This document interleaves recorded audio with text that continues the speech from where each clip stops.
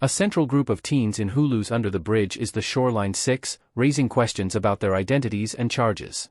Based on the eponymous book by Rebecca Godfrey, the miniseries follows the true story of Rena Verk's murder.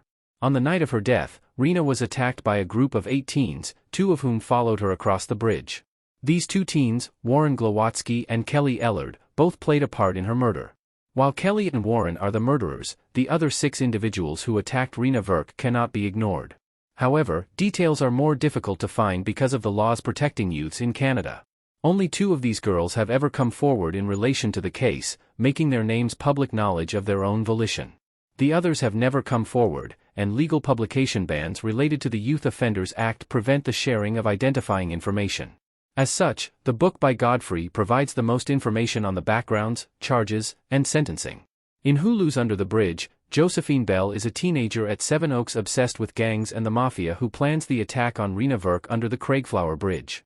She notably stubbed out a cigarette on Rena's forehead at the start of the fight. Rebecca Godfrey's book provides information on Josephine's trial, sentencing, and future.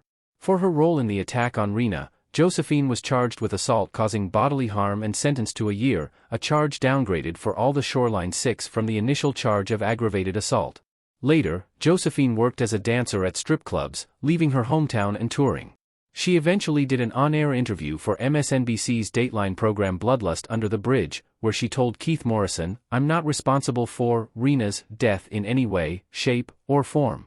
I wasn't there. I didn't kill her." Then asserted that Rena didn't die because of the attack. After this interview, Josephine stopped dancing and moved back to Vancouver.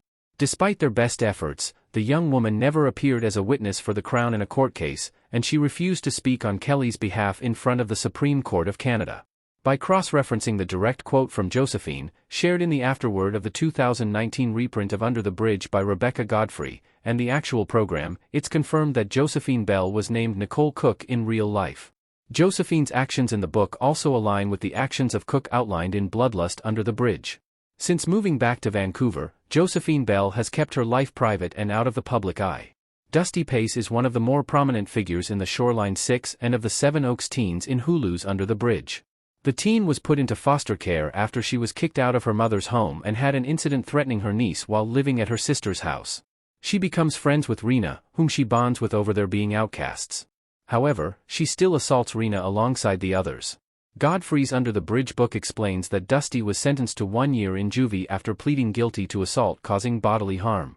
Josephine and Dusty were the only 2 who received the highest sentence, likely due to their role in getting Rena to the place of the attack. However, that's just speculation, since the court records are private due to Dusty's age at the time.